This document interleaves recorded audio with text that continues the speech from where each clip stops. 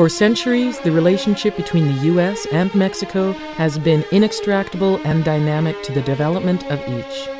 Throughout the history, Mexicans in the U.S. and Mexican Americans have played an indispensable role in the development and shaping that relationship to the benefit of both countries.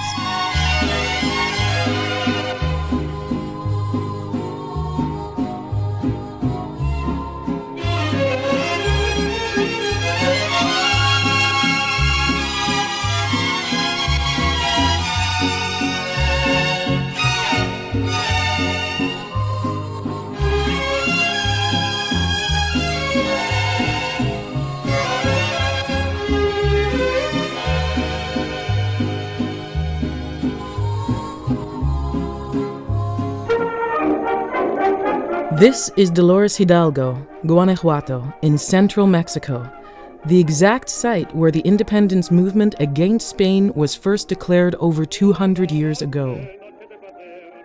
Almost 100 years after Mexico achieved independence in the early 1920s, a journalist from San Antonio, Texas, came to Dolores Hidalgo in search of a story about this important anniversary in Mexican history. His name was Ignacio Lozano. He was born in Nuevo León, but moved as a young man to San Antonio, Texas. He started a newspaper called La Prensa there.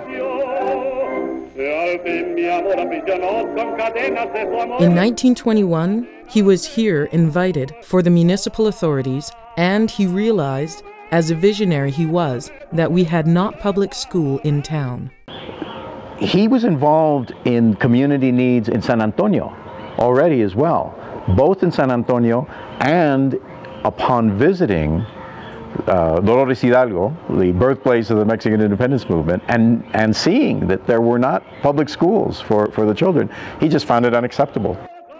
Don Lozano was motivated to remedy this challenge. After a few weeks, he went back to the U.S., not only with a written plan, but also with a vision in his mind.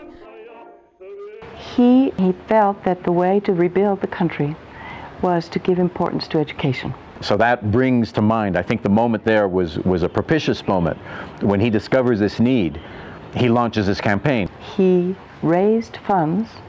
I understand that it was close to $39,000, which in those years was a lot of money. The funds were raised by appealing to the Mexican community in the U.S., primarily in Texas. And with these funds, the project began.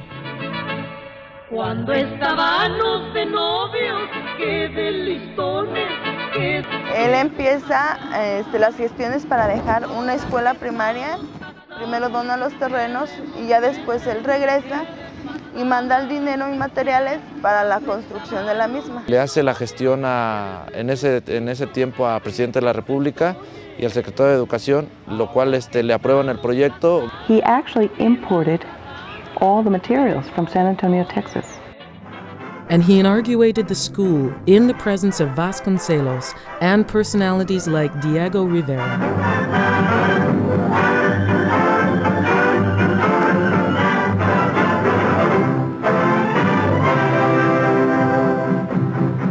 Canta al pie de tu ventana.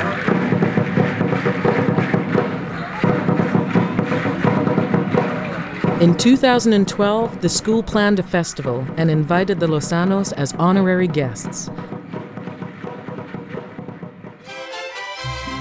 Ignacio Lozano Jr. and Maria Alicia came back to witness their father's legacy. Just as the United States, education, public education, is absolutely indispensable. That's the future of both our countries.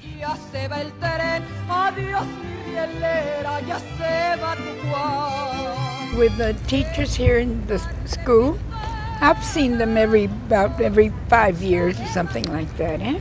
So I've been keeping up with them somehow.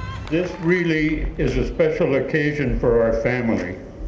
It was a wonderful thing to see the escuelas del Centenario, which my father built, and to think about the tens of thousands of young children who have been able to receive an education because of him.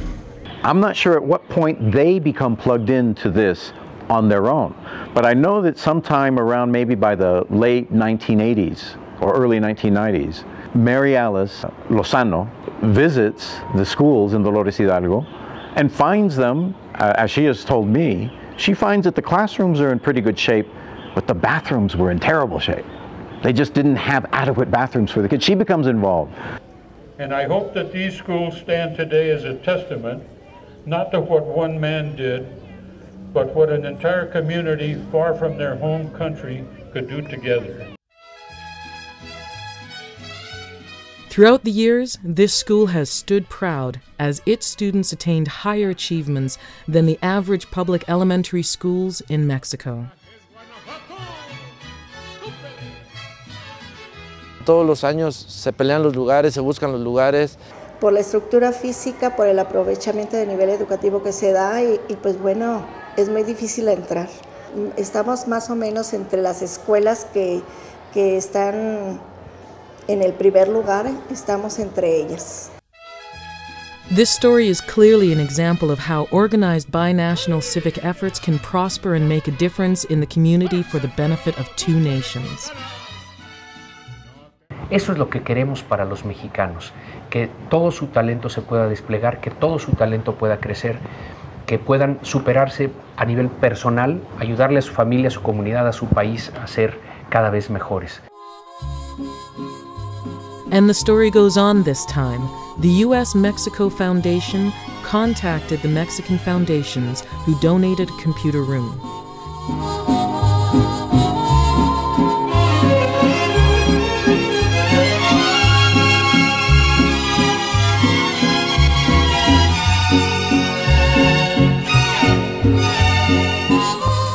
Hoy no se concibe el proceso de la educación sin tecnología. Es un habilitador fundamental, crítico para nuestro país. The one thing that can transform an individual is actually seeing what it can be accomplished. Education, though it's one of our main philanthropic concerns, fits in a broader mission.